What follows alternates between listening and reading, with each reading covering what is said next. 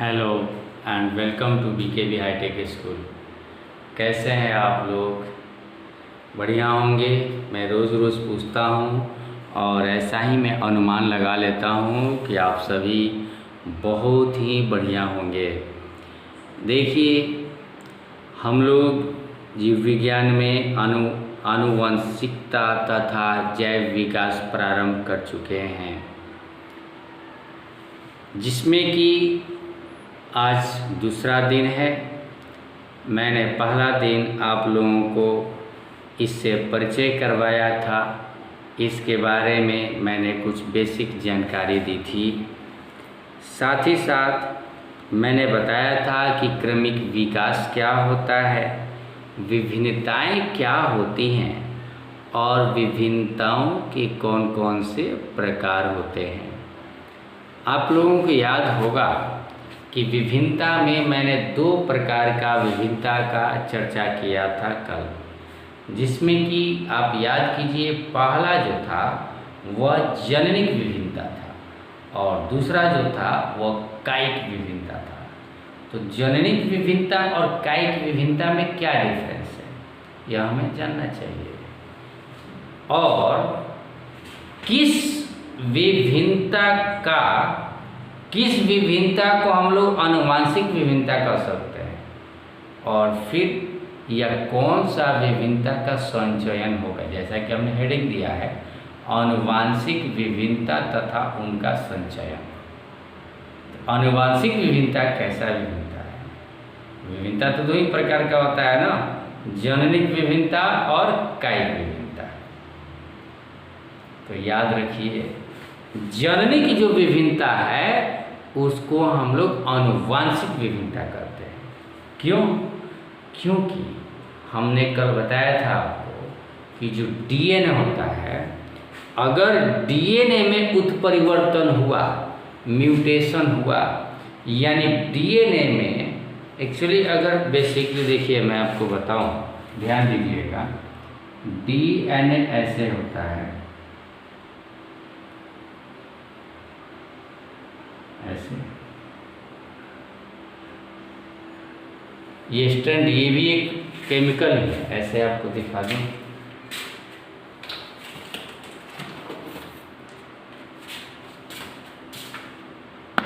देखिए, ये है ना सीढ़ी। 11th और 12th का कक्षा में आएंगे तो फिर से आप लोगों को पढ़ना है इसके बारे में। ये सीढ़ी है, ये दो धागे हैं और ये दो धागे एक दूसरे से इस प्रकार से अटैच है। और ये देखिए, ये ऐसे घूम गया है,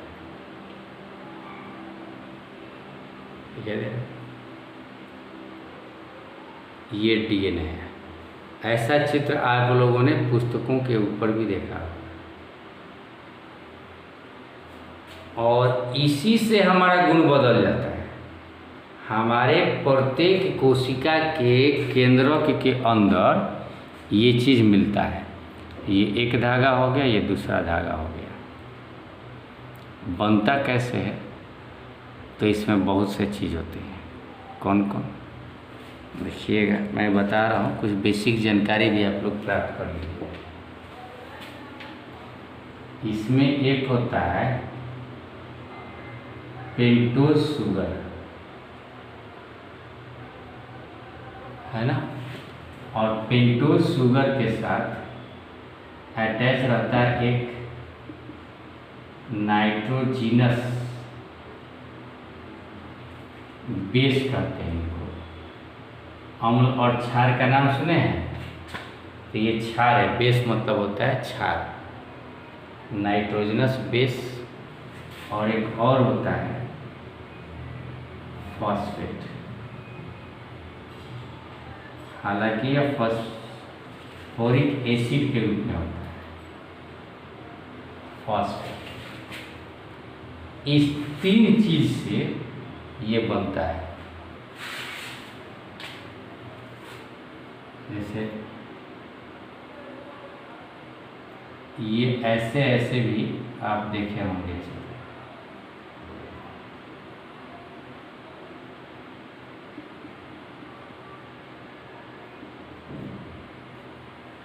आप ऐसे समझिए कि ये पेंटोज शुगर है, शुगर मतलब ग्लूकोज, ग्लूकोज में 6 कार्बन होता है, इसको पेंटेज शुगर का, तो इसमें 5 कार्बन होता है। और ये जुड़ता है फॉस्फेट से, फिर यहाँ पर पेंटोज शुगर आएगा। और इधर होता है नाइट्रोजनी क्षार, नाइट्रोजनस क्षार 4 होते हैं, adenine, guanine, thymine, cytosine, AGTC। और इधर अगर A है तो इधर T है, इधर अगर C है तो इधर G है। A का मैच T के साथ और G का मैच C के साथ होता है। अब यही समझिए आप, हालांकि पूरा डिटेल्स से 11-12 में पढ़ेंगे। इधर अगर G है तो इधर C, इधर फिर G तो फिर C, ऐसे ऐसे जो है ना, रिपीट भी हो सकता है। मतलब ये कोई जरूरी नहीं कि एक लाइन से होगा, और इधर का इधर भी हो सकता है, लेकिन C के सामने T ही होगा, फिर C के सामने T, फिर C के सामने फिर T, ऐसे ही होता है। यहाँ T लिखा हूँ तो यहाँ क्या होगा, A होगा, इधर T A, मतलब ऐसे ही रहता है। और इसमें से 3 एक साथ मिलकर एक कोडोन बनाते हैं, और ये एक कोडोन क्या करता है, तो अमीनो अम्ल का निर्माण करता है। ये 3 अमीनो अम्ल बनाएगा, एक अमीनो अम्ल, फिर ये 3 एक अमीनो अम्ल बनाएगा, फिर एक 3 ये अमीनो अम्ल बनाएगा। और बहुत सारे अमीनो अम्ल जब एक साथ अमीनो अम्ल, अमीनो अम्ल, अमीनो अम्ल, अमीनो अम्ल बहुत सारे जब जुड़ जाएंगे, अमीनो अम्ल एक दूसरे से जुड़ता है पॉलीपेप्टाइड बॉन्ड से, इसीलिए इसको पॉलीपेप्टाइड चेन भी कहते हैं। एक चेन हो गया, ये इसमें पॉलीपेप्टाइड बॉन्ड है ना। और याद रखिए, ये पॉलीपेप्टाइड जो चेन है या अमीनो अम्ल जब एक दूसरे के साथ जुड़े हुए हैं तो इन्हीं को कहा जाता है प्रोटीन।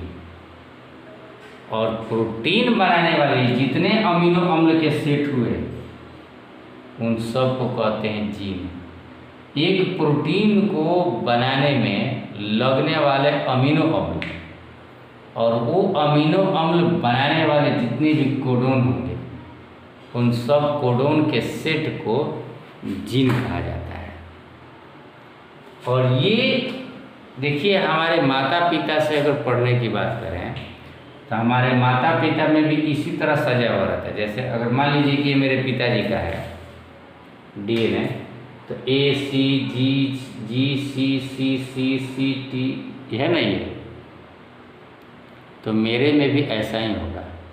लेकिन मैं अपने पिताजी से थोड़ा सा अलग हूँ। मालूम है क्यों? क्योंकि यहाँ जहाँ पर C है मेरे में T आ गया। मेरे पिताजी में इधर C था और इधर G था, और मुझ में क्या हो गया, G इधर आ गया और C इधर आ गया। इतना सा बदल जाने के कारण मैं थोड़ा सा अपने पिताजी से अलग हूँ, क्योंकि ये एक चीज़ बदल गया तो यहाँ अमीनो अम्ल अब दूसरा बनेगा। और वो अमीनो अम्ल जब जाएगा प्रोटीन बनाने के लिए, तो पहले जो प्रोटीन मेरे पिताजी में बनता था अब मेरे में वो प्रोटीन नहीं बनेगा, क्योंकि अमीनो अम्ल चेंज हो गया। क्यों अमीनो अम्ल चेंज हुआ? क्योंकि कोडोन चेंज हो गया। भगवान जी के द्वारा दिया हुआ कोई कोशिका विभाजन हो रहा है तो जीन तो इसी प्रकार से अलग अलग जुड़ जाते हैं, जिसके कारण हमारा रंग रूप बदल जाता है। ये विभिन्नता का असली कारण है ना। तो यही मिलाया जाता है। अब मान लीजिए कि कोई शारीरिक क्रिया है जो मेरे अंदर, अगर शारीरिक क्रिया मेरे पिताजी से भिन्न है मेरे अंदर, यानी मैं विभिन्नता का शिकार हूँ। मैं अपने पिताजी से अलग प्रकार का हूँ। और यह अलग प्रकार क्यों? क्योंकि मेरे अंदर एक दूसरा गुण आ जाएगा, थोड़ा सा अलग। और यदि वो गुण इस जीन के बदलने के कारण हुआ है, यानी जननिक हुआ है विभिन्नता, तो यहाँ पर हम लोग आनुवांशिक विभिन्नता कहेंगे। और इनका संचयन होगा हमारे जीन में, फिर हमारे जीन का संचयन हमारे अनुवंश मतलब आगे आने वाली पीढ़ी वंशज में, फिर उससे भी आगे आने वाले वंशज में।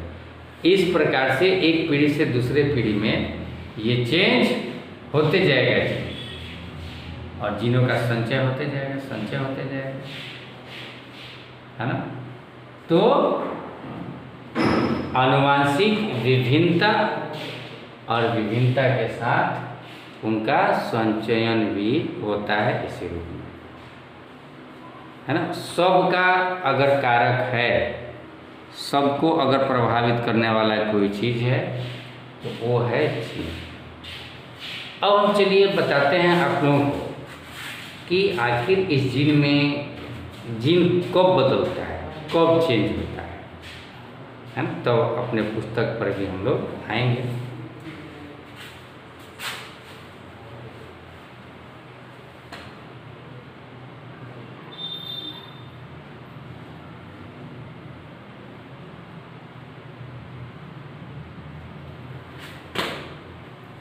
देखिए, एक चीज़ तो जानिए कि हम हों या कोई भी जीव है, वह पैदा हुआ है एक ही कोशिका से पैदा हुआ है, जिसको हम लोग जाइगोट कहते हैं।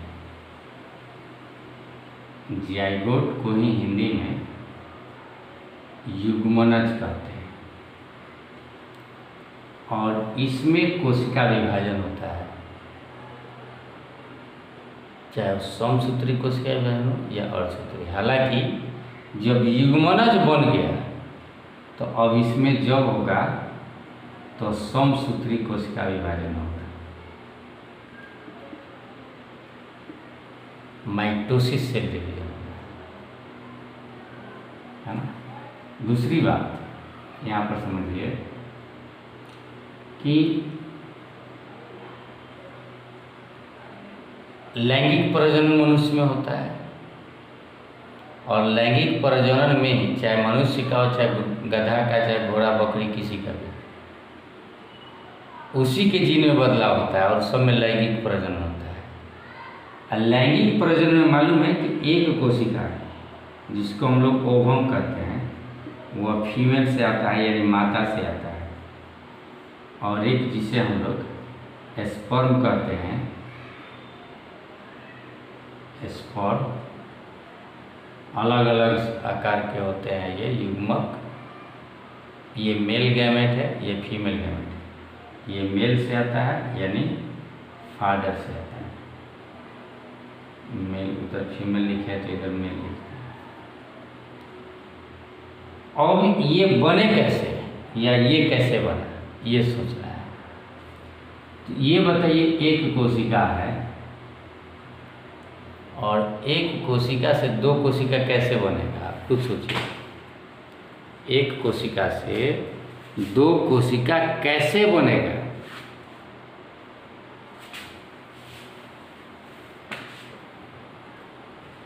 मेरे घर में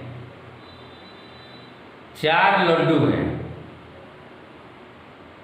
और मुझे 2 जगह बांटना है, 2 बच्चे हैं और दोनों बच्चों को 4-4 लड्डू ही चाहिए। कम होगा तो बच्चे किसी और के हो जाएंगे। जैसे अगर मैं ये कहूँ कि माता पिता में 46 क्रोमोसोम है और हम जानते हैं एक जो आएगा वह माता से आएगा कोशिका और एक पिता से आएगा, और इन दोनों को फिर से 46 ही देना है। समसूत्री कोशिका की बात कर लें, दोनों को 46 ही क्रोमोसोम देना है। अब मेरे पास 46 लड्डू है, दोनों को 46 लड्डू बनाना था, क्या करूँगा? तो मैं और 46 क्रोमोसोम बनाऊँगा। हालांकि क्रोमोसोम्स नहीं बनते हैं, यहाँ पर जीन बदलते हैं।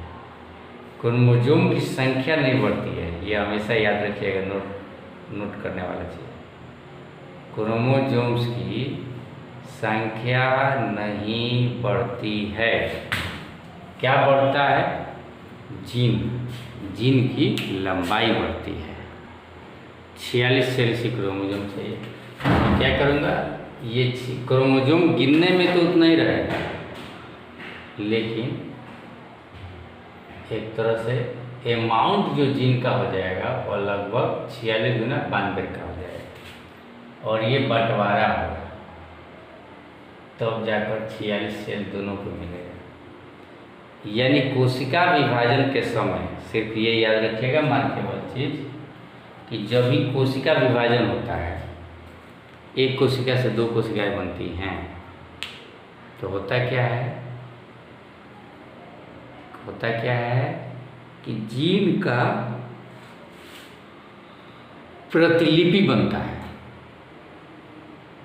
डुप्लीकेट, मतलब उसका फोटोकॉपी एकदम सेम टू सेम बनता है, और जब 2 को देने लायक हो जाता है तभी कोशिका विभाजन होगा।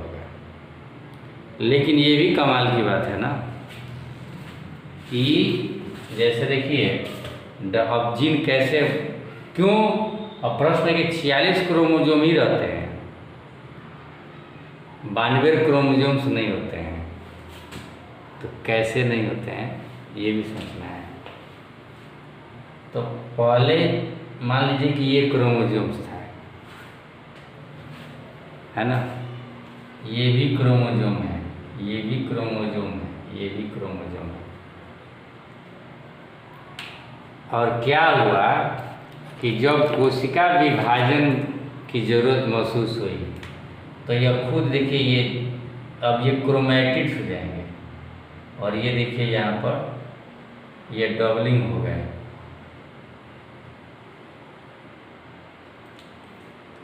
डबल हो गए। अब पहले कितने क्रोमोसोम? 1 2 3 4 क्रोमोसोम्स, अब डबल हो गए, तो क्या इन्हें 8 क्रोमोसोम्स कहेंगे? क्रोमोसोम्स 4 ही हैं। अब क्या होगा कि एक कोश न्यूक्लियस है इसके अंदर, और एक न्यूक्लियस से 2 न्यूक्लियस बनना है, एक इधर और एक इधर। तो ये क्या होंगे? ये अब छूटेंगे एक दूसरे से ये छूटेंगे जो अटैच है। तो छूटने के क्रम में क्या हो जाता है, देखिए, छूटने के क्रम में क्या होता है, मान लीजिए कि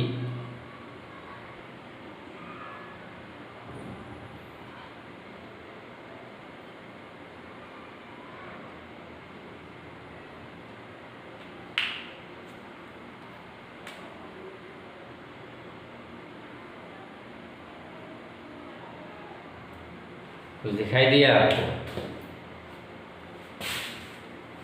क्या दिखाई दिया? कि इसका कुछ अंश दूसरे पर चला गया और पहले वाले का कुछ अंश दूसरे पर चला गया, कलर से हमने दिखाया। और ये सब बॉडी के अंदर होता है, कोई आर्टिफिशियली नहीं होता है, बस इधर का उधर कुछ चेंजिंग हो जाता है, और इसी को उत्परिवर्तन कहते हैं। हमने पहले डीएनए जब बनाया था, और डीएनए बनाकर हमने कहा था कि मेरे में इधर ए है, सी है, और पिताजी में उधर सी है, इधर ए था, तो मेरे में थोड़ा सा बदलाव हुआ ना, इसी को उत्परिवर्तन कहते हैं, म्यूटेशन कहते हैं, जिसके कारण विभिन्नता उत्पन्न होती है। तो यहीं पर हेराफेरी हो जाता है, और हेराफेरी होने का भी अधिक हेराफेरी, कम हेराफेरी, अगर कम हेरा फेरी होगा तो बिल्कुल लगभग हम अपने माता पिता या किसी एक के समान होंगे। अगर ज़्यादा हेरा फेरी हुआ तो क्या होगा, हम थोड़ा सा अधिक अंतर वाले हो जाएंगे, माता पिता से हम भिन्न हो जाएंगे। तो ऐसा भी होता है। याद रखिए, जीन का प्रतिलिपिकरण होता है, उसका डुप्लीकेशन होता है, और उसके बाद जो है थोड़ा सा जीन में हेर फेर जो होता है ना, माइन्यूट म्यूटेशन, जिसके कारण हम लाख माता पिता के होते हुए, देखिए ये दोनों क्रोमोसोम लाख अपने जनक के समान है, मगर थोड़ा से के लिए क्या है, अलग है ना, तो इसीलिए बदलाव हो जाता है। ये आपके सिलेबस में नहीं है जो मैं भी पढ़ाया, लेकिन बात पर बात आया तो मैंने आपको समझाया, सो याद रखिएगा। अब चलते हैं आपके पुस्तक के ऊपर। यही बात लिखा हुआ मिलेगा, दूसरा बात नहीं है। देखिए लिखा हुआ है कि अब हम देखेंगे कि आनुवांशिक विभिन्नताएं किस प्रकार उत्पन्न होती है, ये एक पीढ़ी से दूसरे पीढ़ी में वंशागत होकर किस प्रकार संचित होती है, तथा जैव विकास में उनका संभावित क्या योगदान है। किसी भी जीव के पैतृक गुण, मतलब पिता का गुण, माता पिता का गुण, पीढ़ी दर पीढ़ी क्या होता है, संतानों में होते रहते हैं, स्थानांतरण होता है। तभी तो हम अपने माता पिता के समान हैं। क्यों? क्योंकि माता पिता का जो पैतृक गुण है वो हमारे अंदर आया है, तब तो हम अपने माता पिता के समान है। अगर हमारे माता पिता का गुण नहीं आता तो हम अपने माता पिता के समान होते नहीं होते। आप पढ़ने वाले समझदार बच्चे हैं। फिर भी लैंगिक जनन से उत्पन्न जो संतान होते हैं वे अपने जनकों से भिन्न होते हैं, और दो समरूप आइडेंटिकल भी हो सकते हैं, जुड़वा जिनको हम लोग कहते हैं। लेकिन लाख कोशिश करने के बावजूद भी उस जुड़वे में भी थोड़ा बहुत तो बदलाव जरूर होता है ना। मैं मान लेता हूँ, जैसे यहाँ पर बताया कि ये बदलाव होने के पीछे बहुत सारे कारण भी होते हैं। ऐसे तो म्यूटेशन में आप पढ़ेंगे एक्सरेज के द्वारा, बहुत हैवी रेडिएशंस होते हैं, उनके द्वारा भी बदलाव हो जाता है। और ऐसे भी जब हम माँ के पेट में होते हैं तो माँ उस समय क्या खा रही है, मेरे बहन के समय क्या खाई थी, मेरी बहन जब हुई थी, मेरे बहन जब पेट में थी, है ना, माँ के, तो उस समय कैसा इन्वायरमेंट था, कितना टेम्परेचर था। और एक मेरी दूसरी बहन हुई तो उस समय कैसा टेम्परेचर था, कैसा कुछ था। तो दोनों में बदलाव होता है। वातावरण में बदलाव हुआ तो जीन में भी परिवर्तन होगा, और ऐसे भी थोड़ा थोड़ा तो परिवर्तन एकदम निश्चित ही होना है। और ये याद रखिए, ये जो विभिन्नता आता है ना, ये विभिन्नता इस पृथ्वी पर के लिए लाभदायक है, क्योंकि बदलते परिवेश में हमें जीने की मौका देते हैं।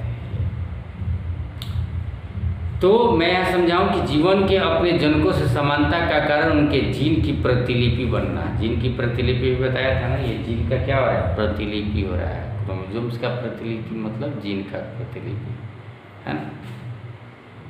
जीन का प्रतिलिपि का बनना तथा संतानों में उनका संचरण होना है। संचरण मतलब चलना है। जो कुछ भी गुण है वह एक पीढ़ी से दूसरी पीढ़ी में संचरित होती है, आगे बढ़ती है ना।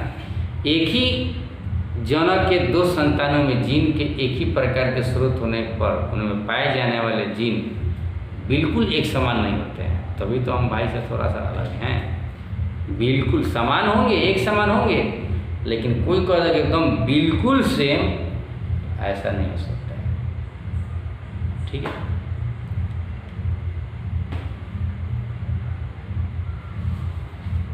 इसका कारण क्या है, लिखा हुआ है कि लैंगिक जनन द्वारा उत्पन्न संतान अपने दोनों जनकों से आनुवांशिक पदार्थ का, जैसे हमने बोला कि मेल गैमेट और फीमेल गैमेट, ये दोनों अपने जनकों से प्राप्त करते हैं। तो किसी एक के समान कैसे हो सकते हैं, फिर दोनों के समान होंगे, मिलता जुलता प्रभाव पड़ेगा। झूठ मूठ के समझाने से कोई फायदा नहीं है।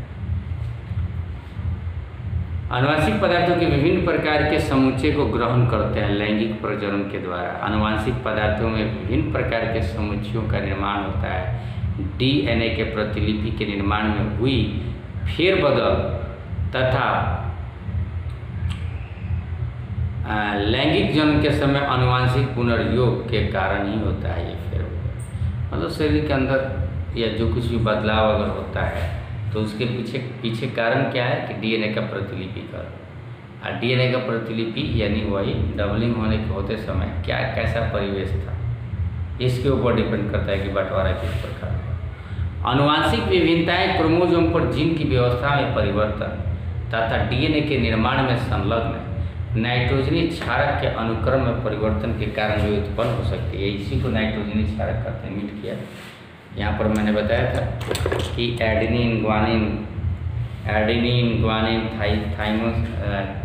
थाइमीन साइटोसिन ये सब होते हैं और ये सब माता पिता के समान होते हैं, लेकिन हमारे में थोड़ा सा एक दो इधर उधर हो जाएगा जिसके कारण गुण में परिवर्तन हो जाता है। तो वही लिखा हुआ है कि दो जीवों के मूल स्वरूप से विभिन्नता को नाइट्रोजनी क्षारक के अनुक्रम में परिवर्तन, उनका क्रम में क्या हो जाएगा, परिवर्तन हो जाएगा। लैंगिक जन्म के समय क्या होगा कि युग्मकों के कारण उत्पन्न युग्मकों के निर्माण के लिए जब आनुवंशिक पदार्थ का द्विगुणन तथा कोशिका विभाजन होता है उस समय परिवर्तित आनुवंशिक पदार्थ की प्रतिलिपि युग्मकों में स्थानांतरित हो जाती है। जो बदलाव हुआ उसके युग्मक में भी चला गया। इन युग्मकों के निषेचन से संतान उत्पन्न होता है, यानी जाइगोट का निर्माण होता है। निषेचन होगा तभी जाइगोट का निर्माण होगा, जो मैंने कहा।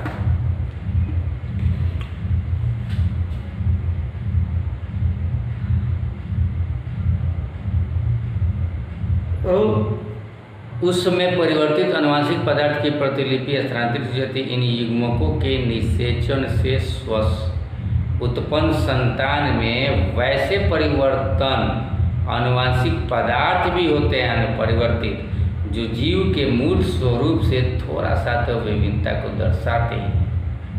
तभी हम अपने खुद में अकेले हैं, अलग हैं। ये विभिन्नताएं पीढ़ी दर पीढ़ी संचरित होते रहती है तथा वंशजों में ऐसी विभिन्नताओं का संचयन होने लगता है।